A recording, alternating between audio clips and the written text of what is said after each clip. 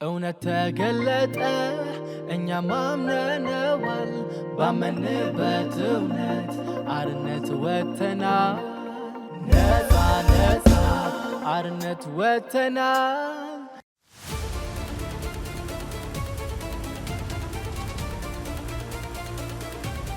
ፊልጵስዩስ 3:11 ላይ አብረን እናነበዋለን። ሐዋርያው ጳውሎስ በጣም የሚያስደንቅ አገልጋይ ነው። በጣም ይገርመኛል ምን አይነት ጸጋ እንደተሰጠው። እንደዚህ ይላል ቁጥር 9 አሁን በእውነት ከሁሉ የሚበልጥ ስለ ክርስቶስ ኢየሱስ ስለ ጌታ እውቀት ነገርን ሁሉ ጉዳት እንዲሆን እቆጥራለሁ። ያገኘውን ሶሻል ስታተስ ያወቀውን እውቀት ሁሉ ይጥላል። ስለ እርሱ ሁሉም ተገዳ ክርስቶስንም አገኝ ዘንድ ክርስቶስ አስጥሎ ነው ወደኛ ቢገባ በክርስቶስ በማመን ያለውን ጽድቅ ማለትም በእምነት ከእግዚአብሔር ዘንድ ያለውን ጽድቅ እንጂ ከሕግ ለእኔ ያለውን ጽድቅ ሳይሆንልኝ በእርሱ አገኝ ዘንድ ሁሉን እንደ ጥራጊ እንደ ትራሽ እቆጥራለሁ አለ። በትልቅ ሊቅ ፊት የተማረ ሰው ነው። እውቀቱን በቅድስና የኖረ ነው። እንደ ሕጉ መሰረት ጽድቁን፣ ምክንያቱም ሁለት ጽድቅ ማቆም አትችሉም። ወይ በክርስቶስ ጽድቅ ነው የምትቆሙት፣ ወይ በራሳችሁ ጽድቅ ነው የምትቆሙት። በራሱ ጽድቅ የቆመ ወደቀ፣ በክርስቶስ ጽድቅ የቆመ ግን ገባ። አይሁዳውያን የወደቁት የራሳቸውን ጽድቅ ሊያቆሙ ስለፈለጉ ነው። ለምን የሱን ጽድቅ ጣሉ? ጽድቅ ሆኖ የመጣልን ክርስቶስ ኢየሱስ ነው። ሲያጨብጭቡለት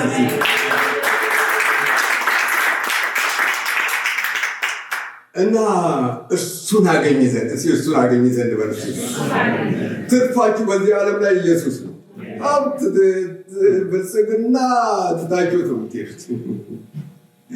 አይገርማችሁ? ለምን? እዛ ስለማያስፈልግ። እዛ ወርቁ መንገድ ነው ይላል። አስፋልቱ ምንድን ነው? ወርቅ። እዛ አያስፈልግም። በርስ አያስፈልግም። ከወርቅም ደግሞ የከበረ ዕንቁ ነው ማለት። አበባው ሁሉ ህይወት ያለው ነው። ሳሩ ሁሉ ውበት ያለው ህይወት አለበት። መብራት እንኳን ኤሌክትሪካሊ ሃይድሮ ኤሌክትሪክ ገርድ ምናምን አያስፈልግም። ለምን? ኢየሱስ ብርሃናችን ነው። ሐኪም ቤት ሁሉ አያስፈልግም። ምድረ ዶክተር ሁሉ አያስፈልግም። በዛ በሽታ አይሰለጥንም። ሲናቁት ሲያላችሁትን ነገር ምን ዋጋ አለው? ኩበት ነው። ኩበት ታውቃላችሁ? የገጠር ልጅ ያልሆነ አያውቅም። ትራሽ ነው። ግን ለዚህ ብለን ደግሞ ስንገዳደል ያሳዝናል። ጥለነው ለምንሄድ ዋስትና ለሌለው አይገርማል? ዋስትና ለሌለው ይኸው ራንታ ያላችሁ ፈራረሰ። ብዙ ነገር አለ። ፈራረሰ። የስንት ሰው ህይወት እንደፈረሰ ልነግራችሁ አልችልም። የስንት ቤተሰብ ህይወት እንደፈረሰ ልነግራችሁ አልችልም። ፈራረሰ። ጌታችን ኢየሱስ ክርስቶስ ተመልከት፣ ህንፃ ሲሉ ድንጋይ በድንጋይ ላይ ሳይፈርስ አይቀርም፣ ይፈርሳል። የሰውም ስልጣን ቢሆን ኃላፊ ነው። ሰው ሁሉ እንደ ሳር፣ ክብርም ሁሉ እንደ ምድር አበባ ነው። የአበባ ህይወት ለምን ጊዜ ነው? ተቆርጦም እኮ አበባ ይሸጣል። ያው ተቆርጦ ነው የሚሸጠው፣ ሞቶም ይሸጣል። የሰው ክብርም እንደዛ ነው። አጭር። እኔ ይደንቀኛል የሰው የክብር ዘመን ምን ያህል አጭር መሆኑ ይደንቀኛል። ብዙዎቹ የእስራኤል ነገስታት 40 ዓመት ነው የገዙት፣ የተባረኩት ማለት ነው። ኃላፊ ነው መልኩ። እሱ ግን በዘላለም ዙፋን ላይ ተቀምጧል። ዙፋኑ ዘላለማዊ ነው።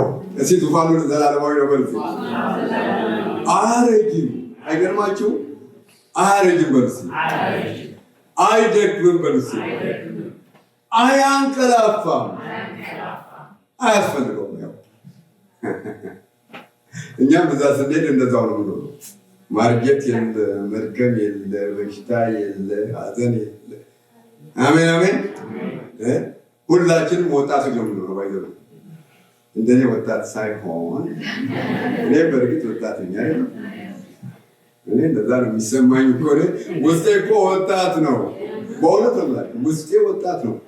ግን እዛ ግን ጌታችን ኢየሱስ ክርስቶስ በ33 ተኩል ዓመት እንደሞተ ልክ በዛ እድሜ ክልል ያለው ውበታችሁ ነው የሚመለሰው ከግሎሪ ጋር ማለት ከክብር ጋር በ33 ንፋስ ሆነን አይደለም እንመላለሰው መንፈሳዊ አካል ለብሰን ጌታችን ኢየሱስ ክርስቶስ ሞትን ካሸንፎ ከተነሳ በኋላ ንፋስ አልነበር።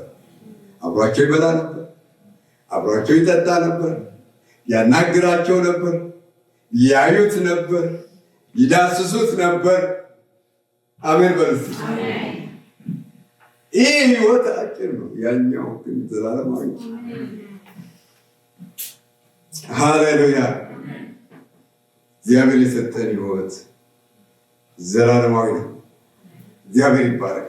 ስለዚህ የሰው አንጡራ ሀብቱ ኢየሱስ ነው። ሀብቱ አይደለም፣ ክብሩ አይደለም፣ እውቀቱ አይደለም።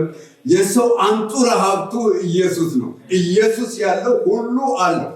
ሐዋርያው ጳውሎስ ድሆች ስንሆን ብዙዎችን ባለጠጎች እናደርጋለን፣ አንዳች የሌለን ስንሆን ሁሉ የኛ ነው። ሁሉ እግዚአብሔር የተባረከ ነው። እስቲ ኢየሱስ ጌታ ነው። ተመልከቱ፣ ትንሣኤ ከሌለ ህይወት የለም። ትንሣኤ ከሌለ ገና ከኃጢአታችን ጋር ነን። ትንሣኤ ከሌለ ቤተክርስቲያን የለም። ትንሣኤ ከሌለ እምነት የለም። ትንሣኤ ከሌለ የኃጢአት ይቅርታ የለም። ትንሣኤ ከሌለ መንፈስ ቅዱስ የለም። ትንሣኤ ከሌለ አዲስ ፍጥረት መሆን የለም። ትንሣኤ ከሌለ ልጅነት የለም።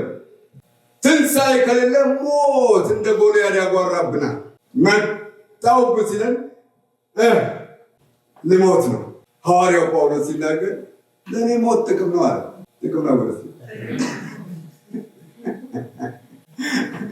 ሃሌሉያ! ሞት ጥቅም ነው። እኔ ሁልጊዜ አንድ ጸሎት ጸልያለሁ። ጌታዊ ከሞት ካልቀር ያው ሰማዕት አድርገው ውሰደኝ ነው ብሎ። ሰማዕት ነው ሰው መሞቱ ካልቀረ አንድ ቦይስ ስር ተወጥፎ ከሚሞት ወይም አንድ ሆስፒታል ጥግ ይዞ ከመሞት ለጌታ መሞት ትልቅ በረከት ነው። ግን ረጅም አታድርገው፣ አጭር በቃ አጭር አድርገው ማለት እኔ ስቃውን አልፈልግም። ለጌታ ግን መሞቱን እፈልጋለሁ። አሜን በሉስ። ኢየሱስ ጌታ ነው በሉስ። ትንሣኤ ቤተክርስቲያን መሰረት ነው። ትንሣኤ የሁሉ ነገር ምንጭ ነው። እግዚአብሔር የተባረከ ይሁን። ኢየሱስ ስለተነሳ ነው እኛ ምህረት ያገኘ ነው። እስኪ ያገኘነውን አንዳንድ በረከቶች ልግለጽ። ኢየሱስ ስለተነሳ አዲስ ፍጥረት ሆነናል።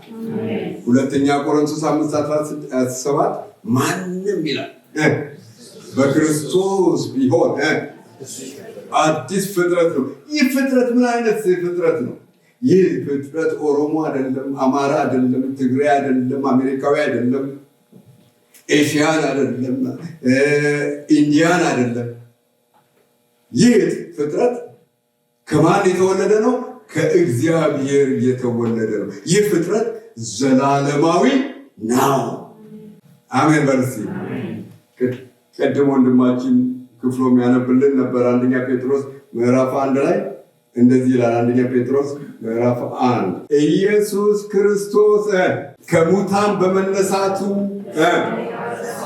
ለሕያው ተስፋና ለማይጠፋ እድፈትም ለሌለበት ለማያልፍም ርስት እንደ ምሕረቱ ብዛት የወለደን የጌታችን የኢየሱስ ክርስቶስ አምላክና አባት ይባላል።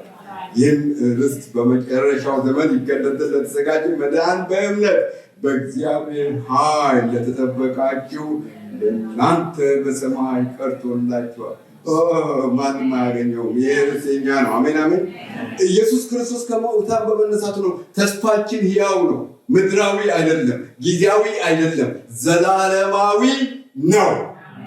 ያውም ከጌታ ጋር ለዘላለም መሆን ነው። አሜን በሉሲ። ከጌታ ጋር ለዘላለም መሆን ነው።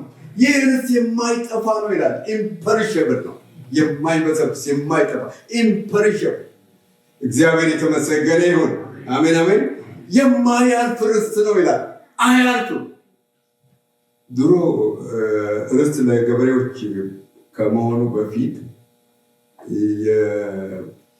የባላባቶች ነበረ፣ የሀብታሞች ነበረ፣ የአንዳንድ ሰዎች የባለስልጣኖች ነበረ። ግን መንግስቱ ኃይለማርያም ዘመን አንድ አዋጅ ታወጀ እና መሬት ለራሽ አጎቴ በቃ በጣም አዘነ። ምክንያቱም ልጅ ወለደ ርስት አለ እያለ ልጆቹ በቃ ሰፈሩን ሞልተውታል።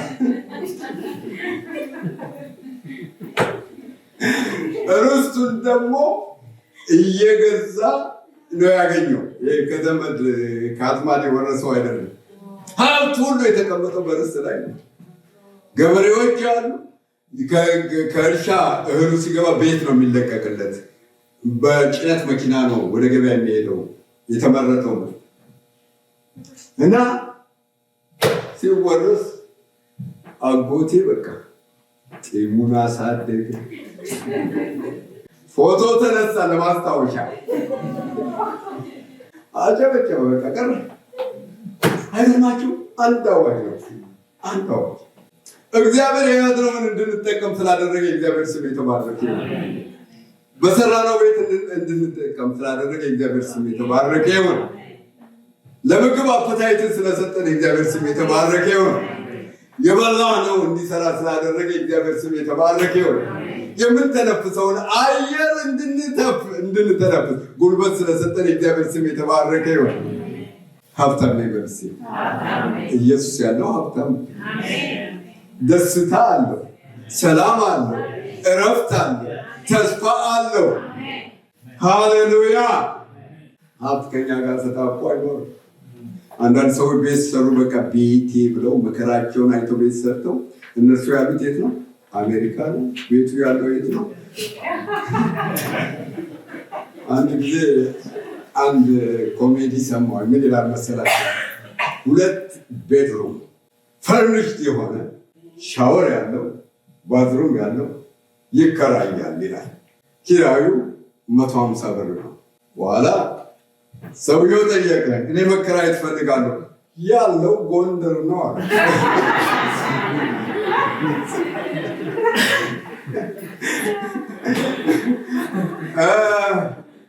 ኢየሱስ ጌታ ነው። አዲስ ፍጥረት ሆነናል። እኛ በዘር መታሰር አንችልም።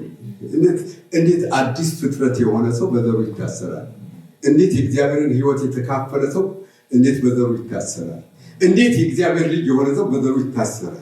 እንዴት ፍቅር ከሆነው ከእግዚአብሔር የተወለደ እንዲህ ነኝ ይላል። እኛ እኮ የእግዚአብሔር ልጆች ዛት ሚንስ እኮ ዊ አር ሱፐርናቹራል ዲቫይን ነን፣ መለኮታዊ ነን።